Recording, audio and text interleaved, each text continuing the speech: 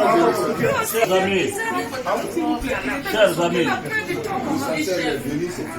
ce que je suis venu vous dire, c'est qu'il faut qu'on se mobilise. Je sais que parmi vous, certains quelquefois disent « Ah, mais le leader a dit que Ouattara ne sera plus président. Le leader a dit qu'il n'y aura pas d'élection. Mais s'il y a élection, ça va être la honte pour nous. » Bon, quand moi j'ai dit qu'il n'y a pas d'élection là, quand j'ai dit qu'il n'y a pas d'élection le 31, pourquoi vous êtes inquiets?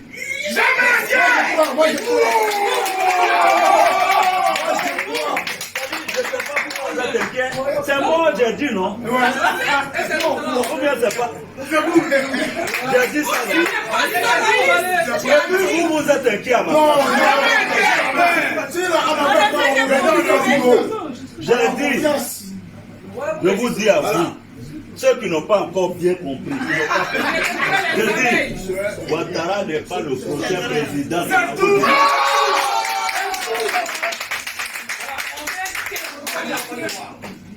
Je vous dis, il n'est pas le prochain président. Donc, vous, ce que vous devez faire, il faut mobiliser les populations sur le terrain. Bon, quelqu'un m'a dit, oui, mais Guillaume, même s'il y a 2 personnes qui votent, Ouattara va s'autoproclamer. J'ai dit, mais s'il s'autoproclame, on ne va pas le reconnaître comme président. C'est tout.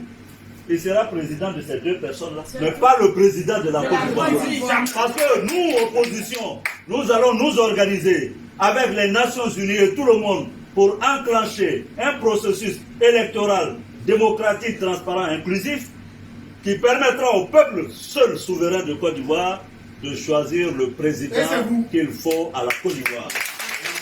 Moi, je me bats pour ça. Moi, je vous dis une chose. Les gens, j'entends certaines personnes, ah oui, Guillaume, non.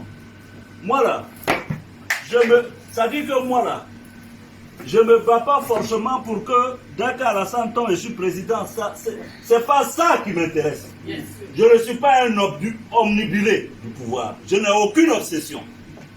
Je me bats pour que la Côte d'Ivoire... Si c'est le pouvoir que je voulais, Alassane n'aurait jamais été président de la République de France.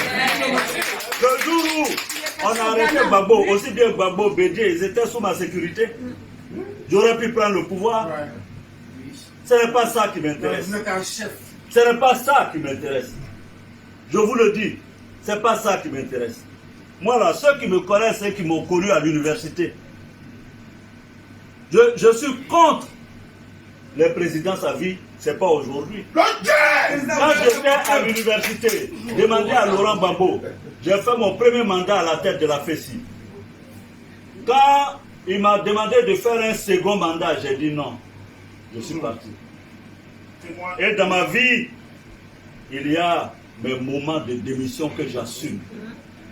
Et c'est pourquoi Ouattara, il ne me connaissait pas.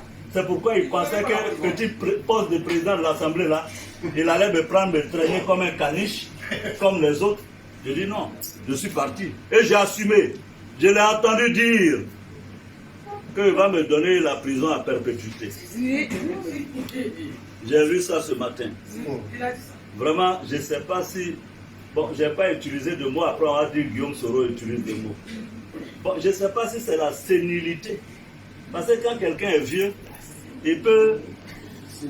Ouais, non. Voilà. Sinon, comme Alassane n'est jamais allé en prison, c'est pas dans ta bouche là. Prison là, c'est facile. Mais Dieu inscrit dans le destin de chacun. J'espère que Dieu inscrit dans son destin prison. Il va aller s'asseoir là-bas, il va voir ce que c'est.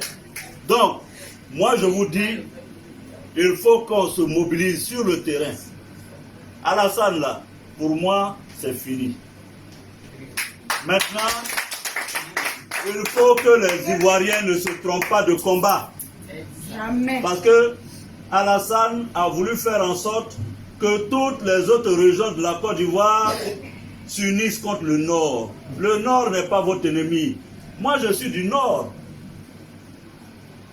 Et on dit, ah oui, les Djoulas, ce n'est pas les Djoulas qui tuent, c'est Alassane et son RHDP.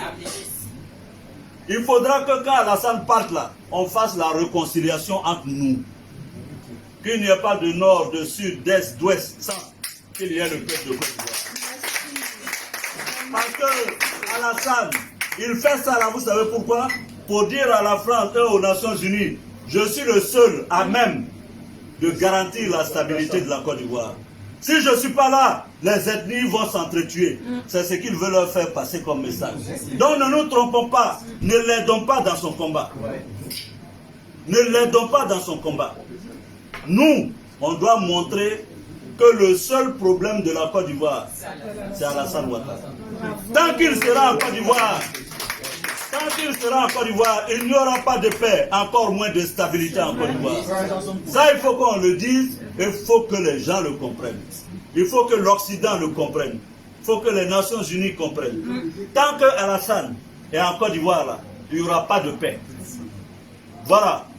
Et donc, je vois, on dit Guillaume est allé à Dabou, machin, etc. Moi, j'ai besoin d'aller à Dabou. J'ai besoin d'aller à Dabou pour dire aux gens qu'on est en train de vous tuer, défendez-vous. Président, sans vous couper, toutes les populations de Dabou vous transmettent leurs affections. Voilà. Donc, ils veulent distraire les gens. Ne vous laissez pas distraire. Alassane pensait que j'allais aller dans le sens de coup d'État. Et puis il allait dire au blanc, ah oui, je vous ai dit, ce monsieur-là, c'est un putschiste éternel. Je ne suis pas allé dans ce sens-là, je l'ai dribblé. Je suis allé sur le droit où il ne m'attendait pas. Je l'ai battu de façon cinglante à 2 reprises. Je suis allé au plan de la diplomatie. Aujourd'hui, lui, il est président. Moi, je suis chômeur. Mais la CEDEAO, là, on a divisé les présidents. J'ai pour moi dedans.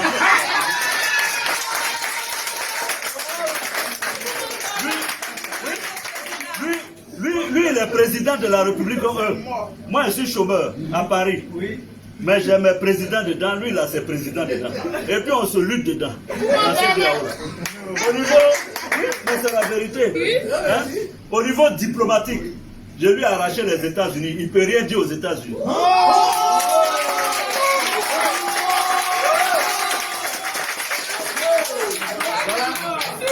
Voilà. Donc, ici à Paris, on s'est battu, on s'est saisi. Moi j'ai pris Macron.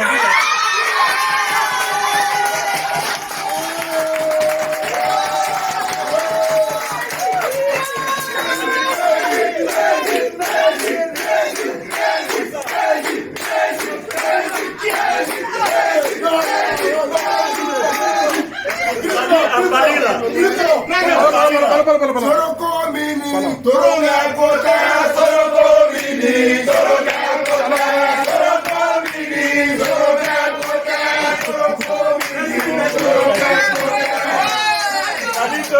À Paris ici là, on s'est nyaga. Moi j'ai pris Macron, lui il a pris le Drian.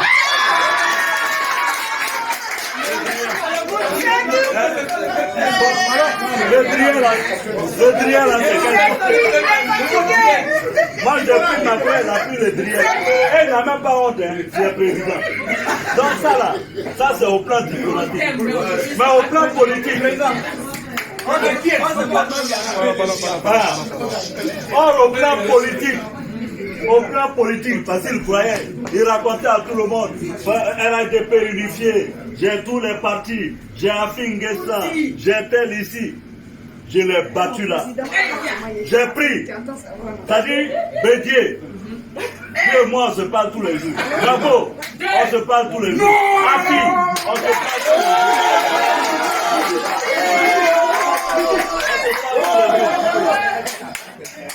Donc au niveau politique, on a battu. Toute l'opposition est unie. Toute l'opposition est ensemble. Il ne reste que lui-même. Et puis qui? Avec lui-même. Le Kagame.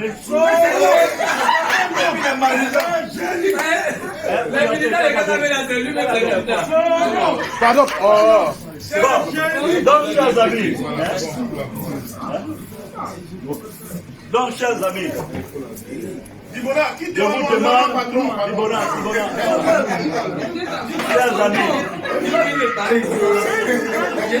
chers amis, je suis donc venu vous dire, n'ayez aucun doute, n'ayez aucune crainte.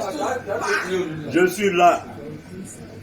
Et je suis là, quelquefois je me tais, parce que j'ai mes aînés. C'est eux qui doivent être au devant et honorés. Mais sachez que jamais je ne lâcherai. Alassane m'a déclaré la guerre. Il dit, il va me mettre la perpétuité. Dites-lui que j'ai entendu.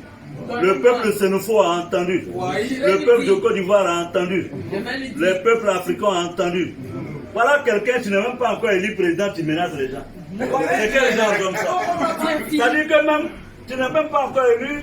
D'ordinaire, on s'attend à ce que tu blagues les gens pour les séduire. Tu dis, si je suis élu, Bédier va aller en prison. C'est toi-même qui vas aller en prison. Non, non. Il s'amuse. Parce que moi, j'ai pitié pour Ouattara. Il ne se rend même pas compte. J'ai pitié pour lui. Parce qu'il a tellement remonté les Ivoiriens. Si moi, Guillaume Soro, qui a été en dévotion pour Ouattara, je suis en mesure de parler comme ça, et les autres. Il ne se rend même pas compte. Et personne n'est là pour lui dire, président, fais attention. Fais attention, quand on est chef d'État, tout n'est pas permis. Chers amis, je vous remercie.